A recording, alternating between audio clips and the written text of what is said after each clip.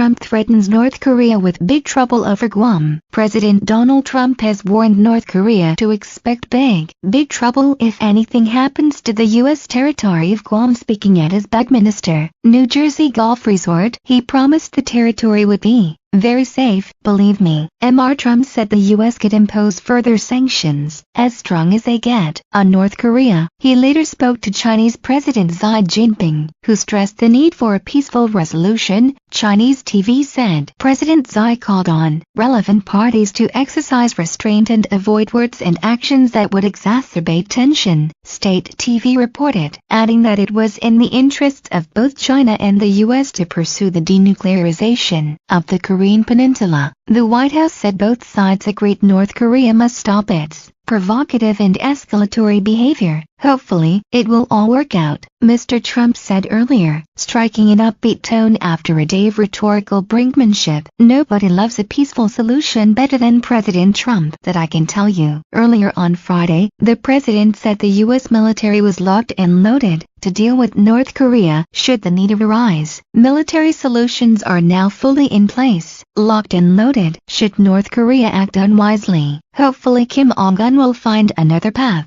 he tweeted. He spoke as Pyongyang accused him of driving the Korean Peninsula to the brink of a nuclear war. North Korea has announced plans to fire missiles near the U.S. territory of Guam. Moscow said the exchange of threats between Washington and Pyongyang worries us very much. Foreign Minister Sergei Lavrov rated the risk of military conflict as very high as he put forward a joint Russian-Chinese plan to defuse the crisis. German Chancellor Angela Merkel said there was no military solution, and an escalation of the rhetoric is the wrong answer. Asked about his locked and loaded tweet on Friday, Mr. Trump told reporters, "I hope that they North Korea are going to fully understand the gravity of what I said, and what I said is what I mean. Those words are very easy to understand." He added, "If Kim Jong-un utters one threat in the form of an overt threat with respect to Guam or any place else that's in American territory or an American ally, he will truly regret it, and he will regret it fast." Earlier in the week, Mr. Trump threatened to rain fire and fury on Pyongyang on Friday. North Korea's official KCNA news agency accused Washington of a criminal attempt to impose nuclear disaster upon the Korean nation. Pyongyang's media outlet said America was making desperate efforts to test weapons in the Korean Peninsula. The U.S. is the mastermind of nuclear threat, the heinous nuclear war fanatic, the report said. Tensions have risen since North Korea tested 2 intercontinental ballistic missiles in July. The regime was further angered by last week's UN decision to increase economic sanctions against it. North Korea said it was finalizing a plan to fire medium to long-range rockets towards Guam, where U.S. strategic bombers are based, along with more than 160,000 U.S. citizens. There has been no indication that any actual attack on the Pacific island is imminent. On Thursday, Mr. Trump suggested that his own statements on North Korea had not been tough enough, warning the regime to be very nervous. However, he added that the U.S. would always consider negotiations. He also chided the North's closest ally, China, saying it could do a lot more. China's state-run Global Times newspaper wrote that Beijing should stay neutral if North Korea launches an attack that threatens the U.S., but it also said that if the U.S. and South Korea attack North Korea to force regime change, then China must intervene to prevent it.